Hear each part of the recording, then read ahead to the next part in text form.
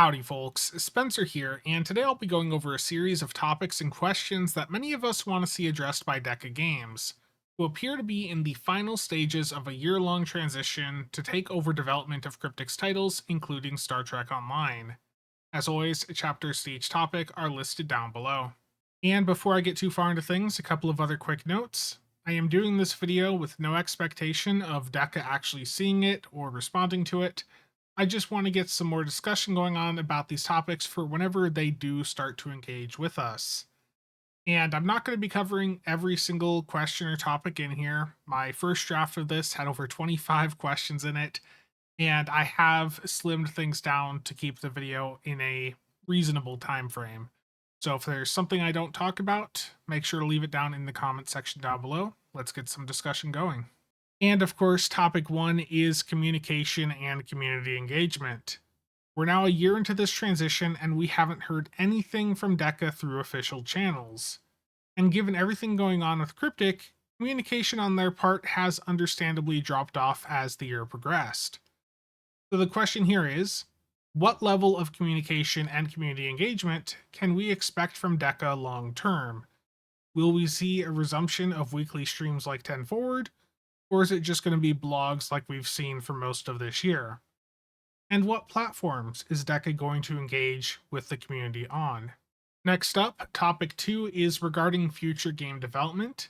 Former Cryptic CEO Phil Fraser said earlier this year that DECA plans to continue releasing content on a similar release cadence to what we've seen in prior years, which for STO is about 3 content releases per year, each featuring a story episode, a new TFO and or some patrols, and a system change of some sort.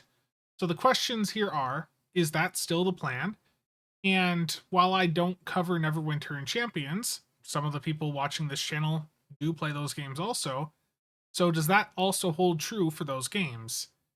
And another question here is, are we ever going to see any larger expansion type releases for this game again, especially once DECA's settled in? Something like that could be a good way to bring people back in and let them know that this game still has quite a lengthy future ahead of it.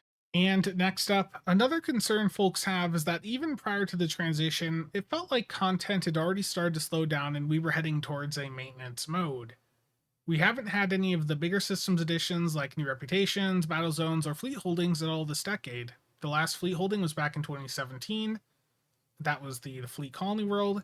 And the last reputation, Discovery, was added back in 2019. These systems add quite a bit for us to do at endgame, and in the case of fleet holdings, those are a really beneficial resource sink. So the question is DECA considering any new reputations, fleet holdings, or expansions or updates to the existing ones? And the next topic is events. And of course, the first question goes to the event campaign. This has been an incredibly successful system for boosting up player engagement over the past couple of years. And with 2024, we also saw quite a substantial increase to the reward structure, with it giving us all 3 of the options rather than making us pick just one of the 3 like we had to in the prior years. So the questions here are, is DECA going to continue running the yearly event campaign? And are we going to see the same reward structure that we saw this year carry over to what we see in future years? And continuing on with events, we have basically seen back-to-back constant events throughout the year so far, and it doesn't really give folks much breathing room if they feel the need to take a break. We have also seen a trend of event rewards taking over 2 years to find their way to the Muds or Phoenix stores, and if there's an event reward that ends up being very important for a specific playstyle, that wait can be very, very demotivating for those that missed the event and that small buyout window, or those that started playing after that event happened. So the questions here are, is this constant back-to-back event spam what we should expect from the game moving forward? And is that trend of items taking 2+ years to arrive in Muds or Phoenix going to continue under DECA's watch? Or is DECA looking to speed that process up? And the final thing regarding events is regarding the just complete chaos with management of events and sales this year. We've seen events not start up or not end when they're supposed to, Console players just had a red alert that was running for a couple weeks after it was supposed to end. On PC, we haven't had a Muds bundle sale since January of this year, when in prior years we basically had one of those sales every 2 to 3 months. And, I imagine a lot of this is just due to the chaos of the transition, but it does seem to have gotten worse in the second half of the year. So it understandably has quite a few people concerned about the game's management moving forward, especially folks on console where they seem to be running into these issues a bit more often. It just has people wondering what's going on. And really, it boils back down to just the lack of communication from DECA. If there's not a person in that position yet to handle, the events management, just communicate the issues and say you're working on it. That'd go a long way here. And next up is topic 4 regarding the in-game economy. And of course, we have to start with the dilithium exchange, which on PC is continuing to hit all-time record highs. So this is a huge issue for many PC players. It has been at that 500 dil per zen cap for a while, and that backlog means that it can take over 2 months for orders to process at its current backlog state. The dilithium exchange is crucial to keeping this game accessible to free-to-play users, and the backlog having such a long delay is quite demotivating to some players. Many folks feel locked out, and some folks are reducing their engagement with the game due to it. So the big questions here are, has DECA looked into the dilithium exchange situation at all yet? And if so, can we expect to see some new dilithium sinks introduced in the near future, or does DECA have other plans? And of course, we also have to mention lockboxes, which are the core of the in-game player exchange. The mechanics behind the lockbox system are not up to the standards we see with other games in the industry, or even what we see with other Cryptic titles like Neverwinter. There's no guaranteed pity point, there's no publicly disclosed odds, the user interface experience, especially with Infinity, is just abysmal, and the main lockbox, Infinity, has quite a few issues with it, which I've covered many times in the past, that continue to be issues to this day. So the questions here are, will DECA be updating the STO lockboxes and promotion packs to have a guaranteed pity point and odds publicly available, like we see over in Neverwinter? And will we see that revamped lockbox user interface that was shown by former Cryptic staff UI artist Anna Polito?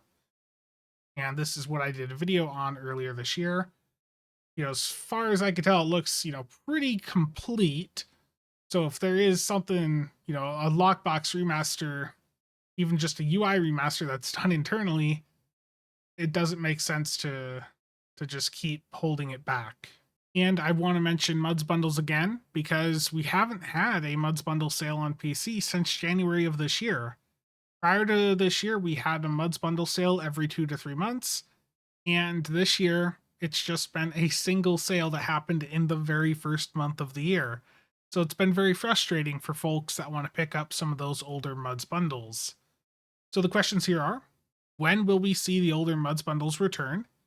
And will we see the sales return on a regular schedule again next year in 2025? Or is this something that DECA wants to have be an extremely rare sale? What's going on here? And next up with topic 5, it's just a couple of quick questions for the system side of things.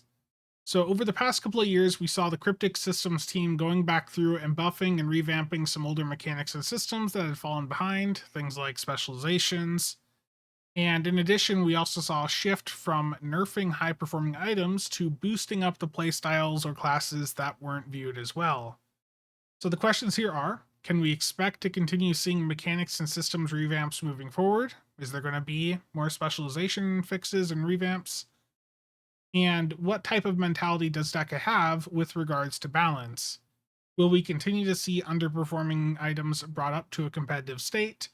Or should we be bracing for powerful items to be knocked down? And topic 6 is regarding server performance. The server performance in this game has never really been that amazing, but in the past few years, it has increasingly gotten worse. It's very common nowadays to have issues in task force operations, even if you're the only person in the map. These issues can range from simple misfires and rubber banding, like you're going to see in this footage here, where we get jittered around like that, and that'll happen to everyone in the map at the exact same time. And we'll also have people that just can't even get the launcher to load, which this is a recent issue for a lot of people over in Europe, where the launcher just keeps looping and they can't get into the game. So there's been issues for a while, and the questions here really are: is DECA, aware of these issues? Is there going to be any changes to the server infrastructure in the future? Just is it being looked into at all? I think that's really the big thing here. So an update there would be very good for a lot of folks. And next up is topic 7 regarding legacy content and systems. So there's quite a bit of older content in STO, some of which was dropped over the years due to being a lower quality or just being difficult to maintain. TFOs like No Win Scenario, Terradome are still things people want to play. Same goes for some of the older story missions, which are currently unavailable. And of course, there's the Foundry, which enabled the player base to create content to fill the gaps between actual content releases. So the questions here are: what plans does DECA have for older content that is currently unavailable? Is that stuff shelved for good? Is there plans to remaster it? Or is DECA open to making those TFOs and missions available again as is, just to give us more stuff to do in the game? And has DECA looked into bringing the Foundry back at all? And next up, regarding the lifetime subscription, we've recently seen some changes to the subscription model and to the Captain's Table map. And there's also been folks concerned about whether or not their monthly stipend from the lifetime sub on PC is going to be honored under DECA. So is there anything DECA can say to reassure folks that those perks that they paid for are not going away? And is there any other changes that we can expect to see for the lifetime sub? And to close this out, I think the underlying theme here is a lot of this is pretty simple, straightforward. We just want answers. We want to hear from DECA. We want to understand what their plan is for the future. The lack of communication doesn't look good, especially combined with the variety of issues that we've seen. And with Cryptic going through several layoffs and having folks depart to move on to other job opportunities, there's not been much communication from them either. So we've been seeing a decrease in communication throughout the year, along with some of these issues becoming more and more noticeable. So it understandably has just caused folks to be a bit concerned. Now, again, like I said in the intro, I certainly did not cover every issue or question folks have. So if you have one, make sure to leave it down below. Hopefully, we see DECA start to engage with us sometime in the near future. And that's going to be it for today. As always, thank you to all channel members and viewers for the continued support. See you guys around.